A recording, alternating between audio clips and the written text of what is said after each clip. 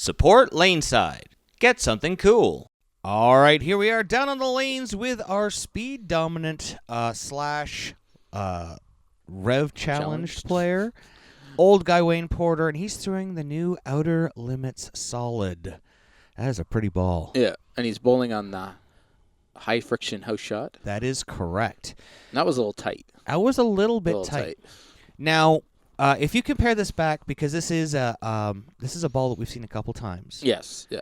If you compare back, we're seeing some old and some new and some big changes. Yes. So tell us about what is the same from the Outer Limits Solid from all the other Outer Limits we've seen.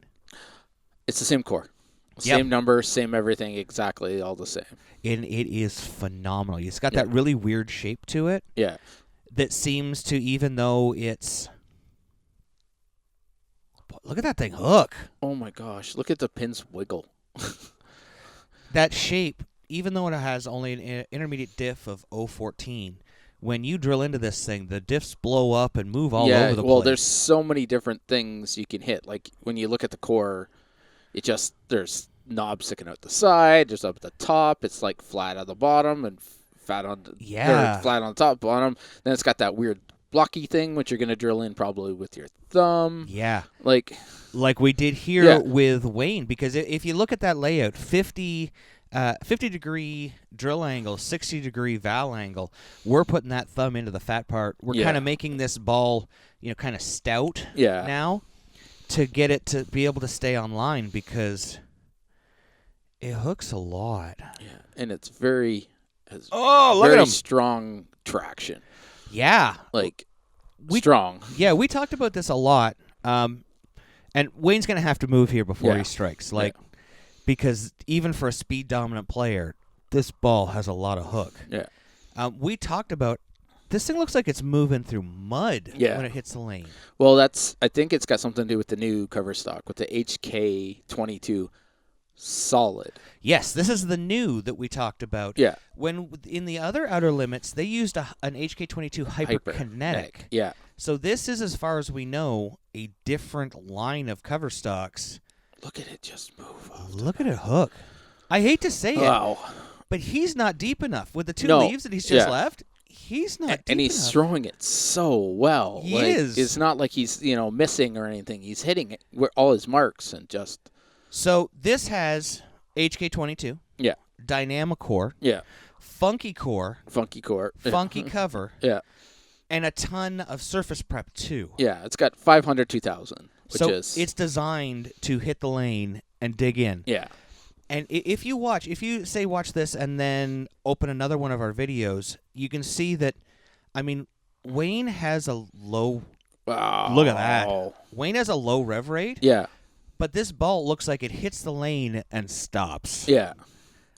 And that's the thing with this cover and this surface prep. It's just like, bam. Like, it's not necessarily for a house shot with the lower volume. I think you want to be able to... You need some oil, or you need a lot of speed. Yeah.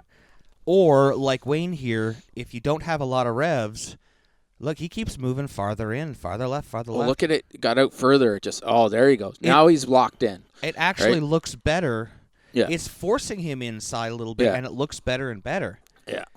Now, this is on a high-friction house shot, because we're a high-friction house. Yeah. So we might actually take the surface up a little bit, like 1,000, 2,000. Yeah. Look at how pretty that was. Yeah, and now we could get him a little bit straighter, because it would go down a little bit further before it starts picking up. Because there's a lot of speed dominant players who are not used to and not comfortable getting pushed left. Yeah, exactly. Yeah. So this is, here we are with the bonus, the benchmark ball we use. You can see how tight it is, and that's how he's used to playing. Yeah, exactly.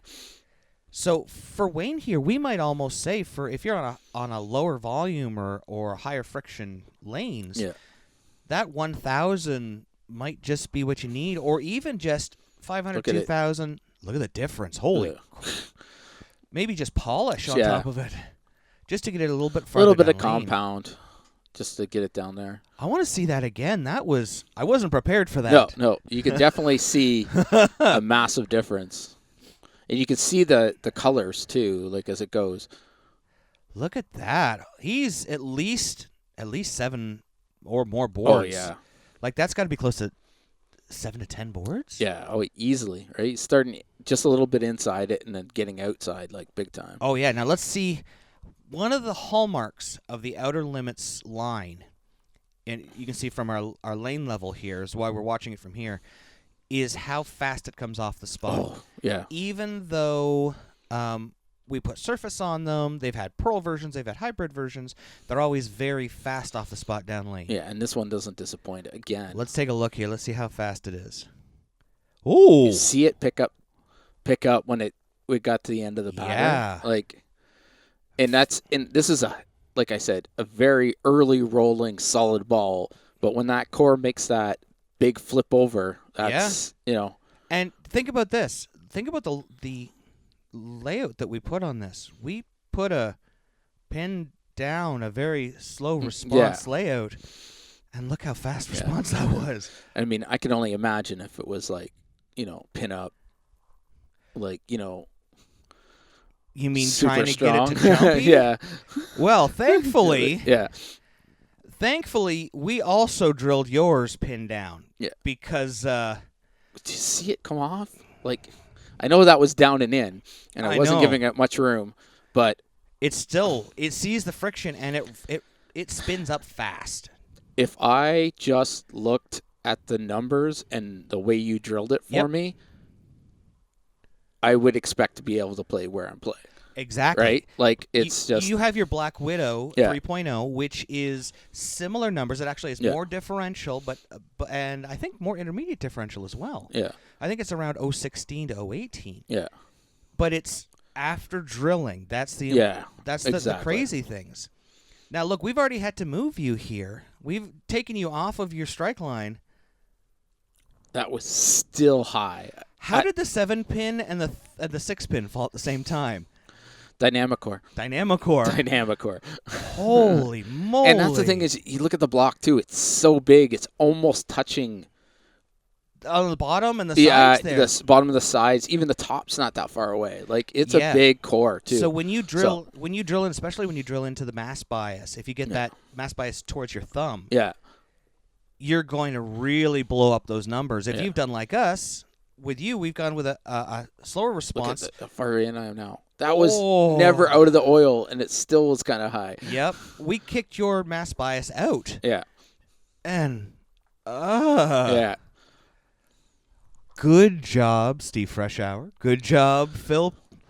These guys, man. This is insane. This is a solid ball that's coming off the spot like some of the hybrids and even some of the pearls we've seen lately.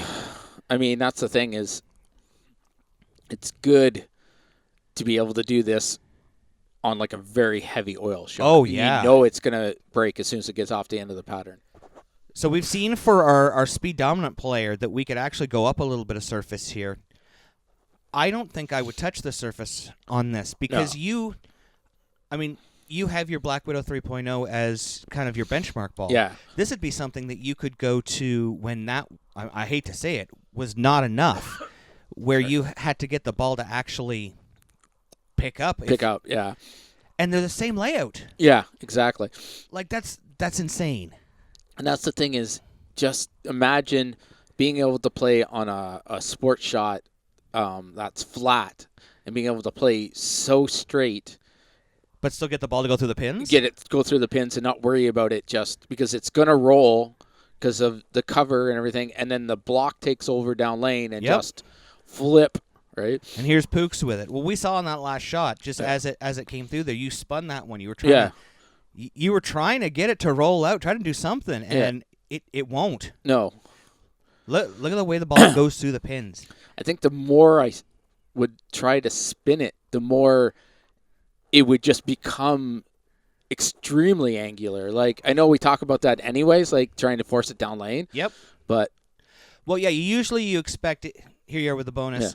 Yeah. If you get around it, especially with a stronger ball like this, that friction is going to help it lose that tilt. It's going to HK22. Yeah. No matter what, HK22 seems to give just that little bit extra length and a little bit extra pop. You can see you're pretty close. That's close, yeah. But you had an option to get so much farther inside. Yeah, well, yeah. I want you to watch for a second here for distance. When it gets to that second hash marker down lane, I actually think the outer limits goes a little bit farther. I think it does, too. It might go just a slight bit. Let's watch. So it's going down there. It's matching up. It does. Yeah. It gets like a foot down lane. How? How does it have that much traction and hook that much? I don't know. And that's comparing to a symmetric ball. Yeah. Like it should, especially with the layout we did, it should have spun up a lot earlier. And then kind of almost rolled out. Like, yeah. You can see that ball. Ooh. Nice. Is that like a 6.5? Is that a 7 1/4? Anyway, you can see the bonus finished through the pins. It didn't deflect. No. You can see this one too. Like, I'm just inside, and it went off the deck at the same place. Yeah, the same place. And that's crazy. That's an asymmetric pin down ball. Yep. Like, now remember, we've been throwing some pin down ones here. Yeah. Because I didn't get to drill my ball until after you guys did. Yeah. And your wish yeah. is going to be my command. Because when we get around to me, we're going to find out what happens when you go with something that's a little bit more pin-up. Because... do we have enough lane for that? Well, we're going to find out. See, you can see I'm on a different pair. Yes. Yeah. So we've gotten a couple of comments about all of us throwing on the same pair, and we have to get some different topography and some... Look at that. That's pin-up. Yeah. We'll get back to this in a second here. Showing some different lanes and stuff because we only throw in one lane, and what if, we know that lane good, or... Oh, I got so many weird comments about, throw on something else. Throw somewhere else. Yeah. 17's got a little bit more friction in the fronts. It's right in front of the front desk. Yeah. Which makes it one of the highest friction pairs. Yeah. Because they tend to put open bowlers on there all the time. They can keep an eye on them there. Yeah. And it's not close to the door, so that makes a bit of a difference. Absolutely. Stuff like that. But so you can see off my benchmark there, I was pretty close. Yeah. That wasn't too bad. But I'm going to be really honest. I had to forward roll that thing, because watch what happens when I get around it. Same place. Whoa. The first one, all I was doing was just hand position, just trying to get it off my hand, basically throwing it at a 10-pin. Yeah. And it struck. And then that is actually trying to... That was trying to get it to hook. Now, I wanted to, after watching you guys, I went with a 4-inch pin to pap as well. I wanted to get a lot of flare on it, because this is supposed to be a heavy oil ball. Yes. I went with a little... I didn't go with as high a val angle as you guys did, but I didn't want it to be like super angular. Yeah. I wanted it to be something that I could play on heavy oil, I can keep in front of me. Oh, exactly. And control. Yeah, good luck. Yeah. Look at this.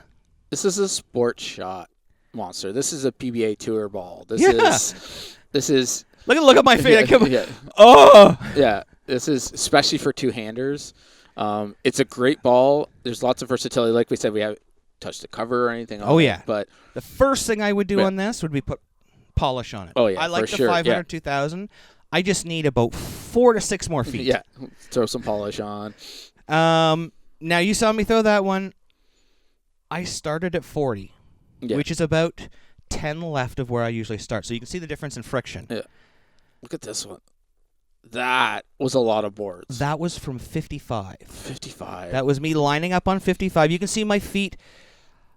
So, as always, I slide towards my target. Yes. So if I start at 55, I end up sliding in around, I think it's about 42, 45. Yeah. Because I'm creating a body line towards my target. But that was over center. That was over center. And it went out to, I'd say, pretty close to 2 board. Uh-huh. And that's the only way you got it back in the pocket. Yeah.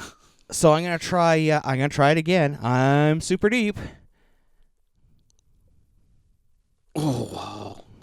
Well, the good news is, here comes the mechanics. Look at them. What are you doing back there?